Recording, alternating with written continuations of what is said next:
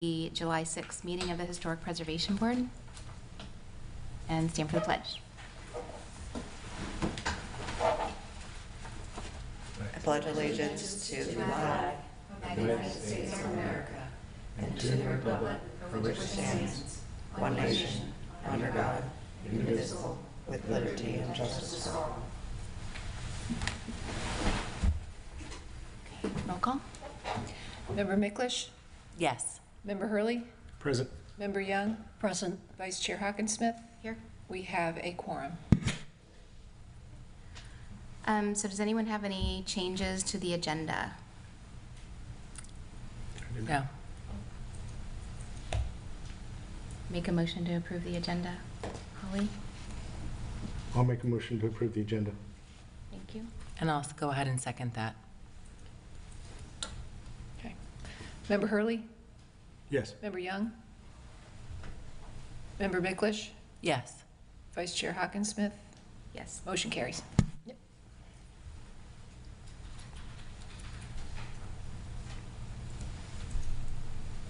So do we have any audience comments on agenda items or on anything else today?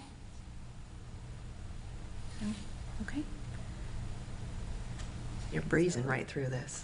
I know. Wow. Feels a little fast. I need a speed bump. Did anyone have a chance to review the minutes from last meeting? I did. Any changes or additions? No. No? Would you like to move to approve? I'll go ahead and make a motion to approve the minutes from the last meeting. I'll second the motion. Member Young? Yes. Member Miklish? Yes. Member Hurley? Yes. Vice Chair Hawkinsmith? Approve. Motion carries. Thank you. So our first action item brings me great joy. Been wanting this for 4 years since I got up here. Local Historic Designation Case 23047 for local historic designation for 315 Corey Avenue, which is the Beach Theater.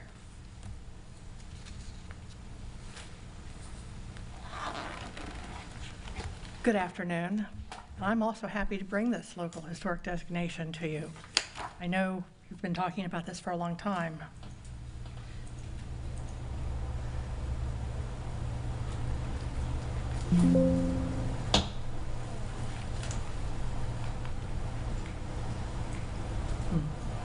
Okay.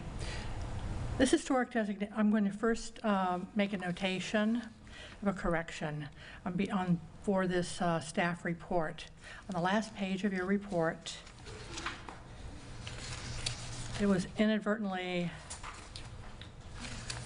left off under the staff analysis and the staff recommendation. There was reference to originally to a building that, or an address that was at not 315 Corey. And that needs to be changed to 315 Corey. I believe that it was 28,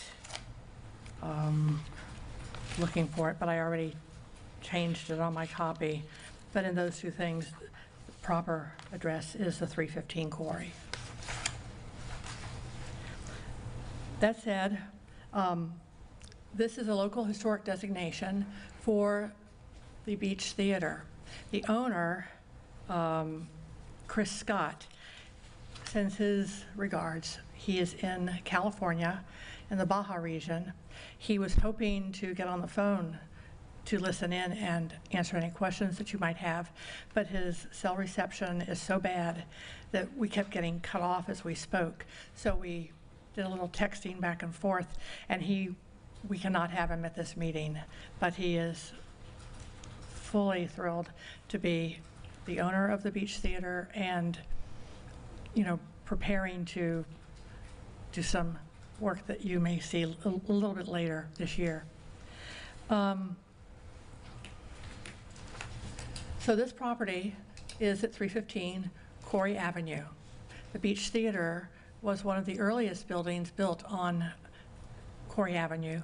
It was construction began in 1939. In 1940, January of 1940, it was finished and formally began its existence as a theater.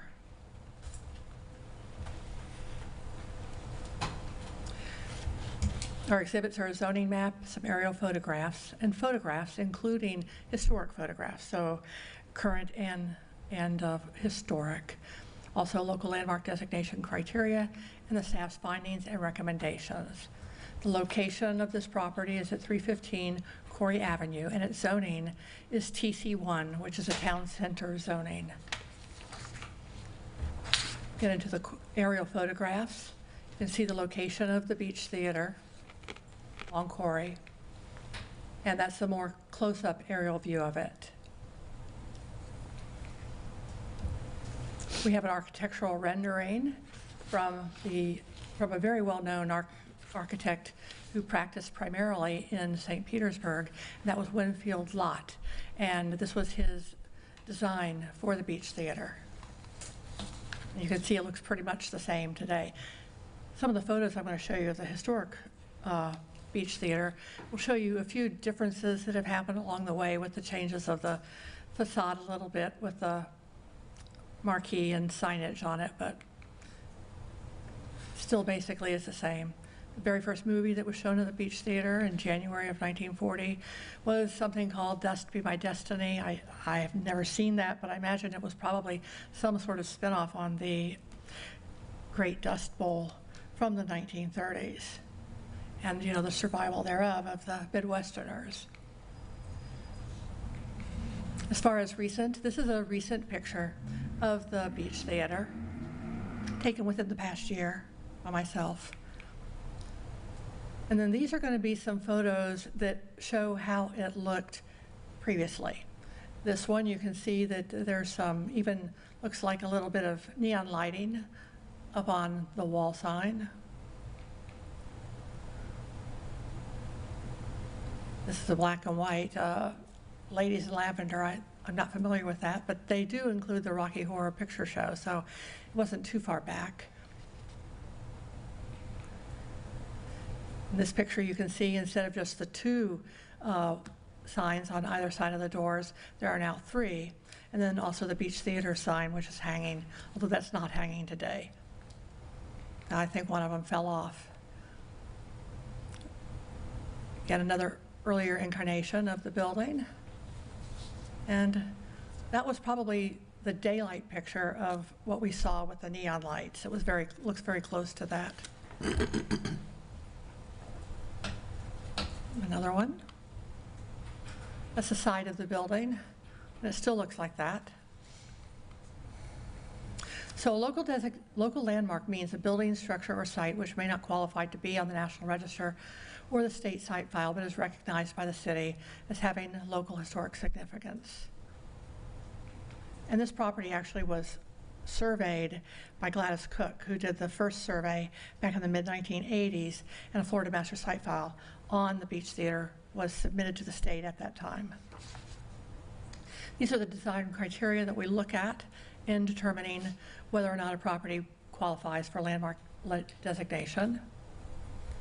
And staff has found that the Beach Theater, located at 315 Corey Avenue, is an Art Deco theater located on Corey Avenue that was built as a single-family home, built as a theater that was built in 1939, and it is significant in the following areas.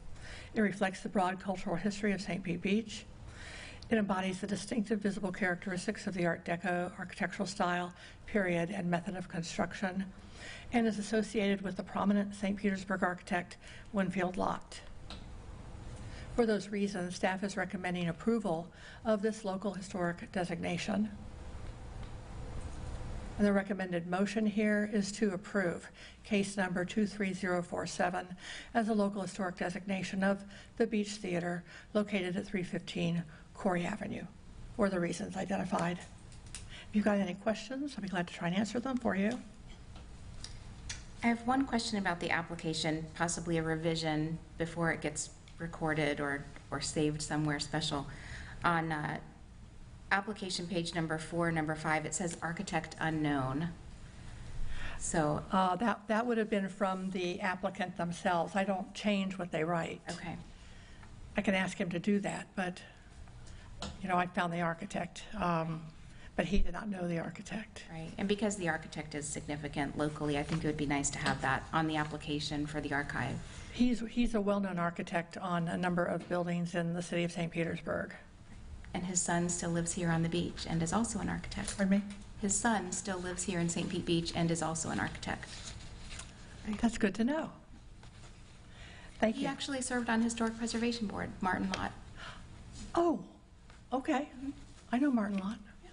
I know you do. I didn't realize the connection. Yes. Thank you. I have a question. So if we approve this being a local historic landmark, if the exterior is changed, It will come to you okay, as a COA. Any exterior changes would have to come to you for COA. okay, And the owner is well aware of that. A change of use would not necessarily have to come to us. That's correct. But a change of the structure would. Correct. And interior changes don't involve this board at all, unless those interior changes trigger the need for a FEMA variance. But because that's a commercial building and the way it's built, it could have possibilities of being flood-proofed rather than having to seek a FEMA variance, the elevation, because flood-proofing it would then make it impervious to rising floodwaters on the exterior. That's something residential properties can't do. Any other questions? I'm good. Thank you. Thank you. Who wants to have the honor of making that motion? Sean, did you have a I would. comment? I'm ready to make a motion. Let's do it. I move to designate the Beach Theater at 315 Corey Avenue as a local historic landmark, as requested under case 23047. And I'll second that motion. Roll call, please. Member Hurley? Yes. Member Young? Yes. Member Miklich? Yes. Vice Chair Hawkinsmith? Yes. Motion carries. Yay. Yay is right. I'm so sorry he's not here. So our second action item is local historic designation case number 23048. Applicant requesting local historic designation of the 10-unit Sable Palms Inn located at 1301 Gulf Way. Thank you. On this, I have a correction to make. My notes and also information from the Pinellas County Property Appraiser's Office indicated 10 units. However, the property owner did send me a copy of his business license, and I thought I had it right here to show you. I do. I have it sitting over there, but that, which I'll go get because I want to show that to you and enter it into evidence.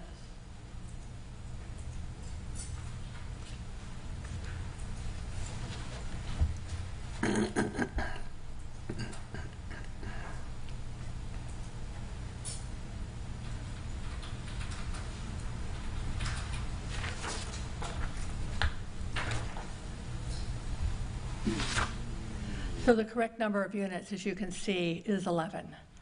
So that would be for the record going forward. Thank you.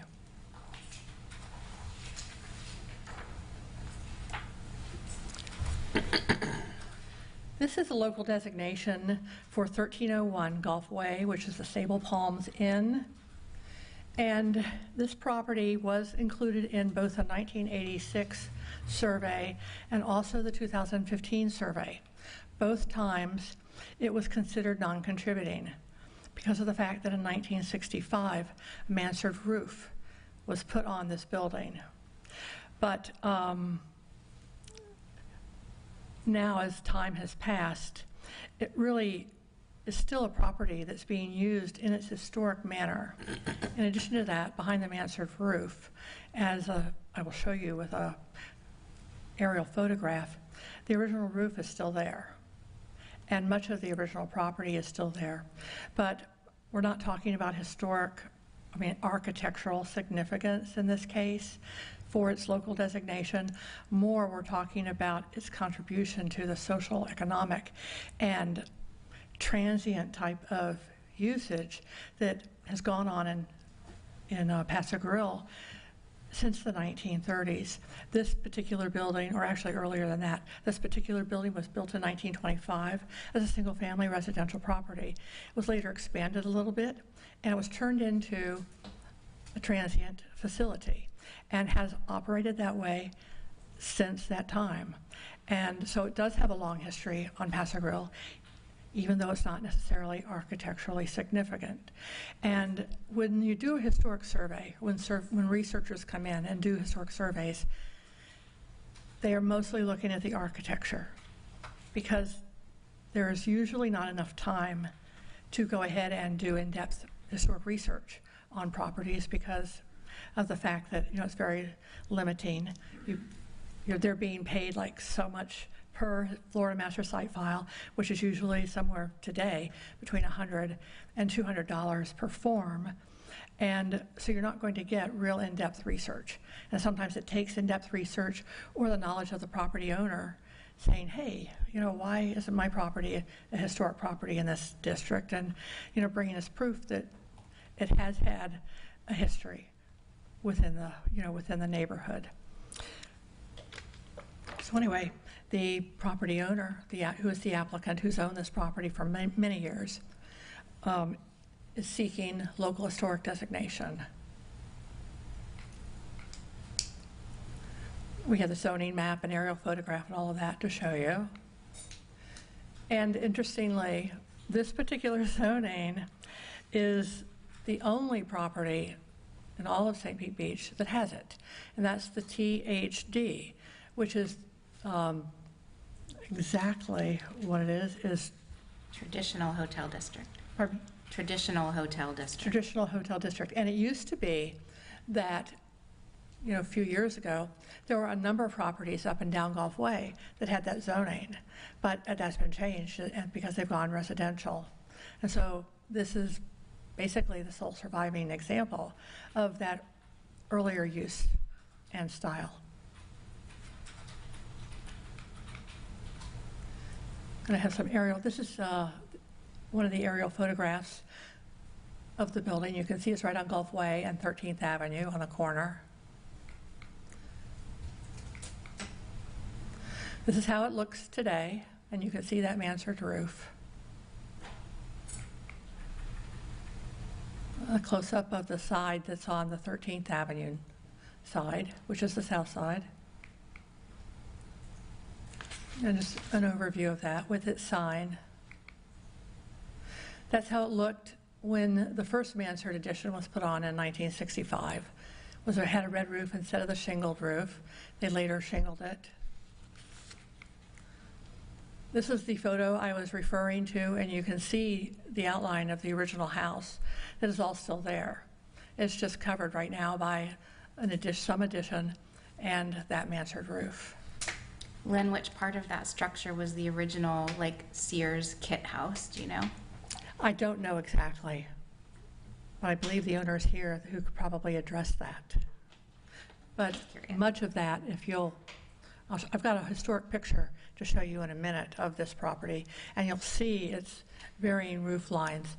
And I would say most of it as it exists that way, maybe even all of it, but I don't have verification. Okay, this is a more original or an older picture of this house, and you can see what it looked like prior to 1965. And you can see the different levels of that roof line. Elaine, can you go back? Go back. Yeah, the picture before to answer. It looks like right where that 136, if that's the house. Right. That would look, I think. And where that 123 is, that's where that little covered porch is off to the right of the next picture. Yes. Yeah. Okay, sorry. No problem. I mean, it's kind of hard when we don't have, you know, anything concrete or older surveys. We've got a survey that we gave you, but that's an existing survey. So I didn't find any surveys prior to 1965.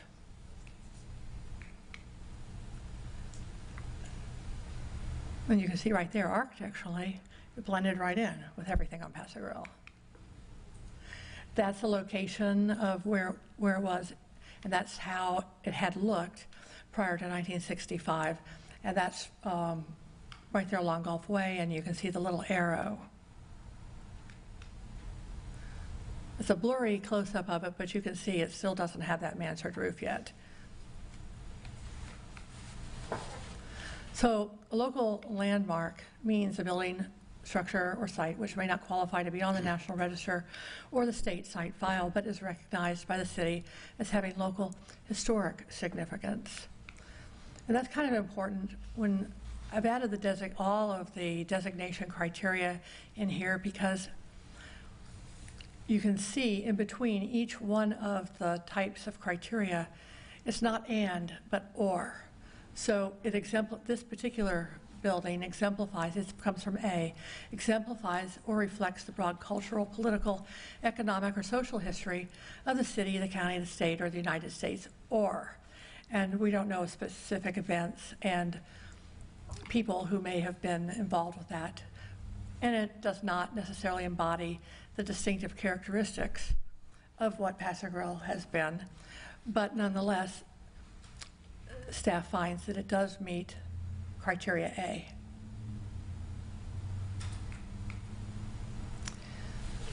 So staff is showing that here. It was originally constructed in 1925, and it's historically operated as a guest house in Paso Grill for many decades. Staff is recommending approval of this local designation request, as it reflects the broad cultural, economic, and social history of Paso Grill and St. Pete Beach. And we would suggest that you move to approve case number 23048 as a local historic designation of the Sable Palms Inn located at 1301 Gulf Way. Be glad to answer any questions you have, and I believe that the property owner, the applicant, is here to speak with you. I have one question. If this were being brought to us as a 1965 structure, would it qualify architecturally? What? As a 1965 structure, because it was a 1920 structure and you're saying it's been modified so much it doesn't match the architectural design of a 1920 structure with the mansard roof. If it was coming to us as a 1965 structure with the mansard roof, would it qualify architecturally? Would it meet one of those criteria? Okay, sort of a two-pronged answer here. First of all, we aren't looking at it as qualifying architecturally. I understand. That was just... But, correct. So I want to make that clear. 1965, I don't know. Then maybe its use would only go back to 1965.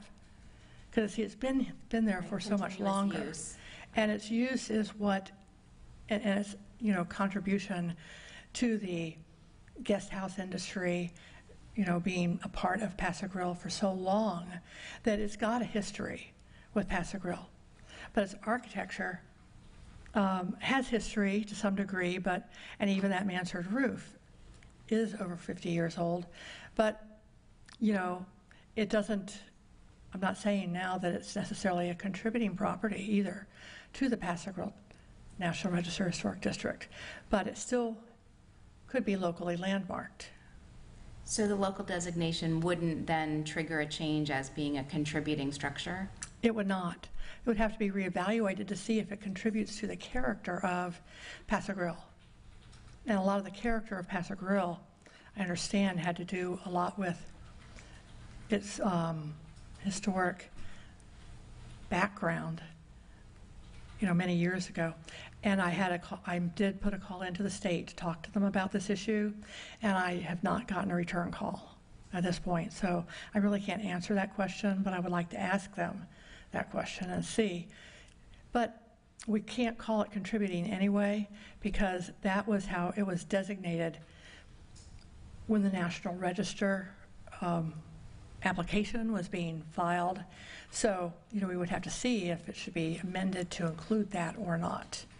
Right. I think we were discussing at some point making a revision to that, because so many of the properties on that survey have been demolished, that we should have an updated list for the register. Time, would this be reconsidered? At that time, yes. Yes, at that time. The next, typically we're supposed to be updating the, National Register District approximately every 10 years or so. So it's going to be coming because we last surveyed it in 2015. Before that, it went all the way back to, I think it was 87 or 89 when it was originally designated as a historic district. And, at that time, it would be looked at. But we're probably bringing much more information to the table than the researchers had. They just looked at it, saw the mansard roof, saw that back in 87, Gladys Cook, the researcher, had declared, well, this doesn't contribute to the district. And, but she's looking at it more architecturally. Right. And so is the group that was doing it in 2015. So that's why it's called non-contributing. But we do think that it's got merit, especially being, one of the oldest of this type of property on Paso Grill, and its long history on Paso Grill. I agree. Okay, thank you. Any other questions? If the owner wanted to come up and Yes. talk, that'd be great. I was trying to teach my son to water ski the other day, and I haven't done it in 30 years, and I'm paying the price. Ouch. How did he do? Muscles I didn't know I had are hurting. So, I'm Joe Caruso, and I own the Sable Palms Inn and the Havana Inn in Paso Grill. I moved down in 1987. Close friends with your family, your grandma. Spoke to her every day. And that's the Paso Grill I miss, where everybody was friendly. I was a kid when I came down. Everybody would take you under their wing, and it was just a great community. My family's owned it since the early 1970s. It's part of our family history. So many people, I could be up here for days and tell you the stories of people that would spend one night in the Sable Palms, just driving down the street before there was the internet, before there were websites. They just drove up if you had a vacancy sign. They fell in love with the town, and I can't count the number of people that have moved into St. Pete Beach that spent their first night at the Sable Palms. Sean, your family helped operate the Sable Palms for years. Vicky in the office. There's just a lot of history there. I'm becoming historic. I've been doing it so long. But the reason for going for this is, just I like that building to stay there. It's going to need modifications, and, something like this will help me be able to, do those things. So it'll be there for a long, long time. It's just part of the fabric of Paso Grill, same way the Keystone is, same way your office is. It's just a lot of the things are disappearing. But when you say, where's the Keystone? Where's Hurley's office? Where's the Sable Palms? I mean, those are the things people remember. So that's why we're here. Whitney, any question? I don't have anything. Here comes Lynn. Oh, Lynn has something. I would like to add one thing. And I think that this may have been part of why Joe came in to see me. And that is, when you look at the assessment value, the FEMA 50% rule assessment in the property appraiser's website, the building would be considered worth approximately $86,000. And after what we've seen with hurricane devastation or other storm devastation, if he got a hit, he might have to demolish that building rather than be able to renovate it and fix it back up to how it's, how it apparently looks, how it looks today. So he can tell me if that was a concern. That was something that I suspected was. Thank you. Thank you, Lynn. Any discussion among the board? Yeah, I would. I would just like to say that, so my grandmother, who came down here in 45 for the first time, always thought so highly of Mr. Caruso and his dad, and I love that generational aspect and the Hurley family and so many people that still take such a pride in our community, and it's just an honor. So I don't want to get choked up. With that being said, I'd like to make a motion to approve the historic designation of case number 23048, 1301 Gulf Way, Sable Palms Inn. I'd like to second the motion. Roll call? Member Micklitch? Yes. Member Hurley? Yes. Member Young? Yes. Vice Chair Hawkinsmith? Approved. Motion carries. Thank you.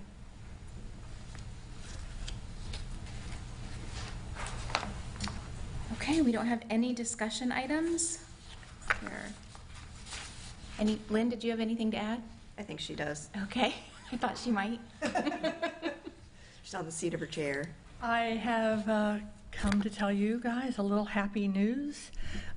We received notification a couple of weeks ago that our Don Cesar Bella Vista survey project has been funded by the state, and we should be looking for our contract fairly soon.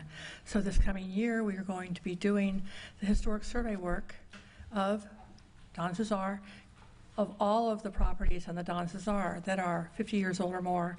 And then that's going to be approximately 177 properties. And then in Bella Vista, we will do as many properties as we can with the amount of money that we get. But we're going to be, and it would be at least 156 properties in Bella Vista. And just as a reminder, I know some of you were aware of this, we worked with, last year, with the University of Florida and Pinellas County. They had gotten a grant Pinellas County had gotten a grant to take a look at some of the repetitive loss areas within the county and take some of those that were the most severe and do some historic survey work. So they were going to be hitting a number of communities in the county. It included us, they talked to us, they talked to the city of St. Petersburg, they talked to Tarpon Springs and some county properties. So what happened was, they were interested in our coastal area because one of the things that's eventually going to come out of this survey through the University of Florida are perhaps some, besides just the survey work, and that would be trying to look at ways to help protect these resources as time goes on and flooding gets worse. And so out of that, we got, I believe it was 102 properties in Bella Vista in one of the most severe repetitive loss areas of St. Pete. Those properties were surveyed. So like I say, about 102 in Bella Vista have been surveyed. So add on top of that to the at least 156 that we're going to be doing with this upcoming survey.